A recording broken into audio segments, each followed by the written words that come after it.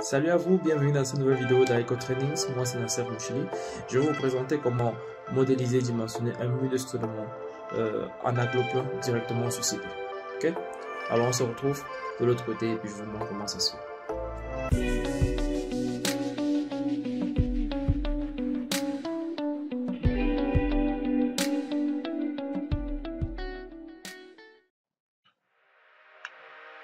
Ok, alors pour commencer, nous allons créer un nouveau fichier.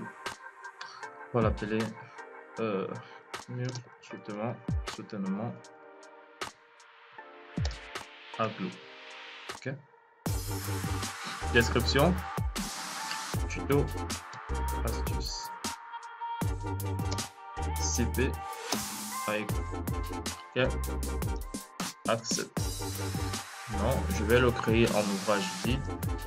Ok. Et puis il va falloir paramétrer ça. Déjà, je vais paramétrer rapidement quelques trucs.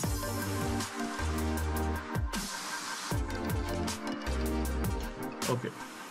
Après avoir paramétré, okay. Voici le mur de soutènement que je veux modéliser et dimensionner. Ok. Alors vous voyez en noir là, le contour noir c'est le mur de soutènement séparé par des poutres et en rose, et puis séparé aussi verticalement par des poteaux avec leurs semelles. Okay. Du côté extérieur de notre poutre, nous avons la charge du mur qui s'applique, nous avons la surcharge. Pour le compte de ce tutoriel et pour que ce ne soit pas trop lourd, je vais mettre 1 kN par mètre carré. Mais bien sûr, pour vos projets, ça va dépendre de quelle surcharge vous avez, quelle charge, quelle étude géotechnique vous avez faite sur le mur, sur la terre que va reprendre votre mur. Et du coup, on va vous donner les valeurs à intégrer dans le logiciel.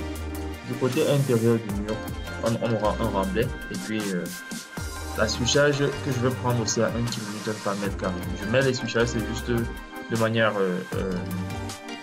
éducative pour vous montrer comment est-ce qu'on peut intégrer des surcharges. Alors, pour faciliter les choses à CP, je vais diviser mes niveaux je vais diviser mon mur simplement par niveau séparé par des poutres. Donc du coup, je vais créer un niveau pour la semelle, c'est-à-dire pour la fondation. Je vais créer un niveau pour la première partie ici et pour la deuxième partie, pour la troisième partie jusqu'à la tête du mur. Okay. Alors, comment est-ce que je fais ça? Je viens ici là créer niveau. Et puis je vais entrer 3 niveaux. Okay. Je vais créer le niveau fondation. Hauteur 1 mètre. Okay. Niveau 1. Hauteur 1,5. Niveau 2. Hauteur 1,5. Cela implique que j'aurai un mur de soutènement de 3 mètres. Okay. Donc là, je vais mettre 0. Là, je vais mettre 0. Accepter. Puis je vais intégrer mes poteaux. Je vais utiliser des poteaux de 40 par 40. Accepter. Premier poteau. Deuxième poteau à 3 mètres.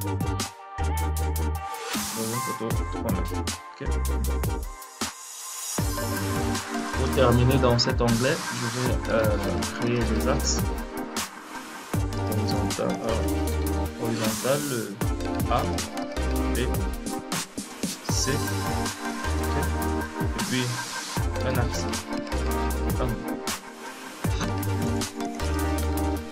J'aurai terminé, j'ai des cotations de 3 mètres. Okay. Je passe directement à l'entrée de poutre. Okay.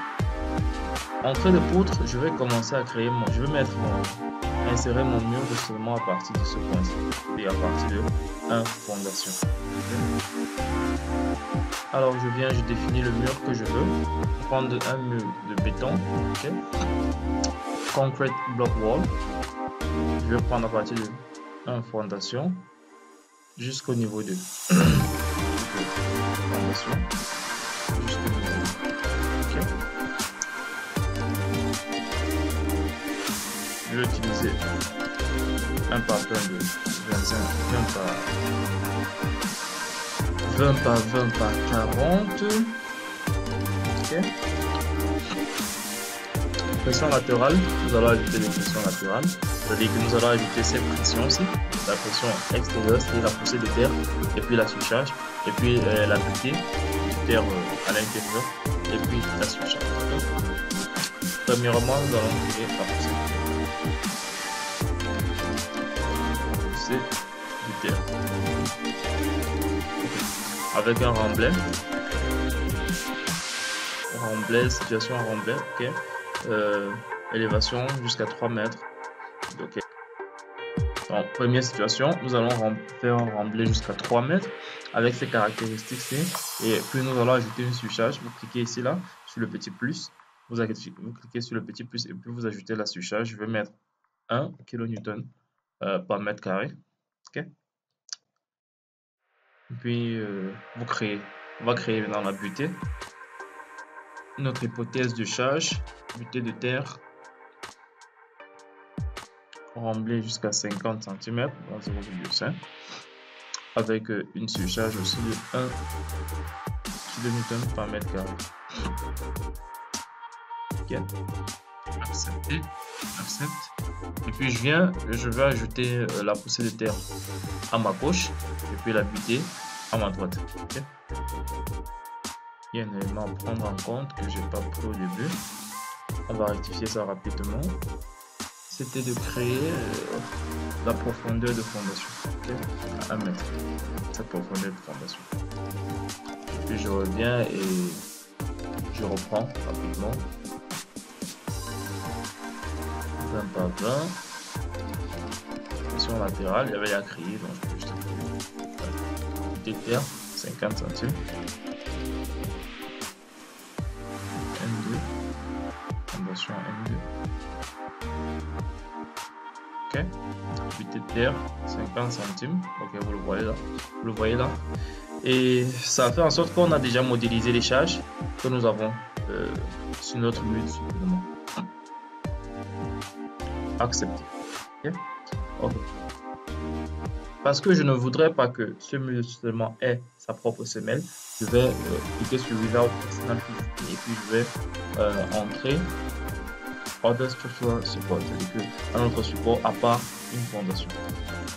Je vais créer des dépassements de 10 cm de part et d'autre, okay, pour avoir 20 et puis pour avoir 40 en fait. Donc 10 plus 20, ça fait 40. Okay. Et pourquoi je ne mets pas la fondation? Si vous vous rappelez de la vidéo sur la semelle filante, nous avons utilisé Foundation with External Fixity pour pouvoir créer la semelle filante. Pour dire ainsi que ok, je veux que ce mur ait une semelle filante, sa propre semelle. Mais ici là, le mur ici n'aura pas de propre semelle, donc il n'aura pas de semelle filante. Ça ne sert à rien de mettre 8 External Fixity à mettre en fondation 2. Ok. Mon site est en anglais, donc du coup, je vais parler un peu en anglais. Accepter. Accepter. Et je vais entrer. Ok. Je vais mettre en 3D. Et nous avons notre mur. La modélisation elle est faite. Mur de soutènement avec différents niveaux. Alors, si cette vidéo vous plaît, vous pouvez déjà cliquer sur le like, me donner de la force, commenter et puis vous abonner, ça fait toujours plaisir. Et puis c'était une parenthèse.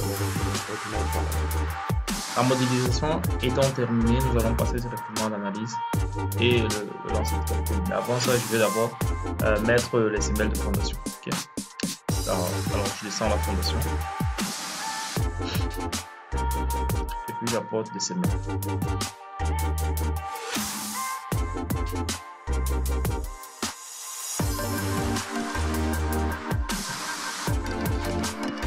Et là, j'analyse.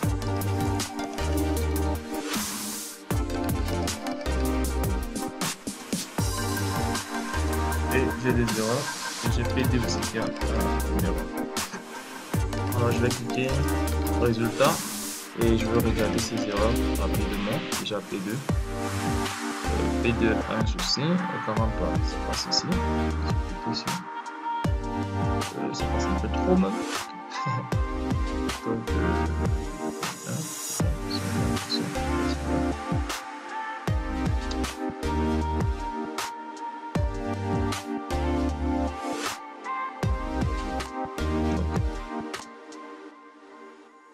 par 45.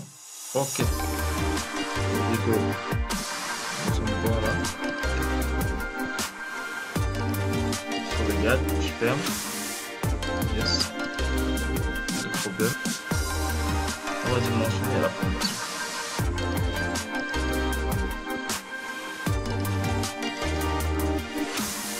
Pour réduire cette fondation, je vais ajouter des réducteurs.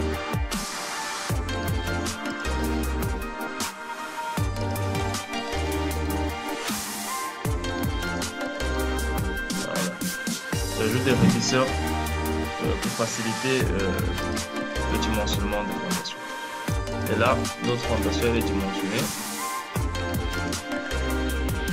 On a la semelle, on a le dimensionnement des poutres, on a le dimensionnement des poteaux. Et donc, l'analyse elle est terminée. Après avoir rectifié vos erreurs sur les poutres, le dimensionnement il est terminé. Vous savez désormais comment modéliser et dimensionner un mur de soutènement en aglo-plat. Okay? Nous sommes arrivés à la fin de cette session. Merci pour votre attention. N'oubliez pas, si vous avez des soucis, si vous avez des incompréhensions, laissez un commentaire et puis je vais m'atteler à vous répondre. Si vous avez besoin de plus de clarification, laissez ça en commentaire et puis je vais vous répondre. Et aussi, si vous avez d'autres lacunes, n'hésitez pas de mettre ça en commentaire et puis je vais faire une vidéo pour cela. Merci pour votre attention, c'était Nasser Kouchi.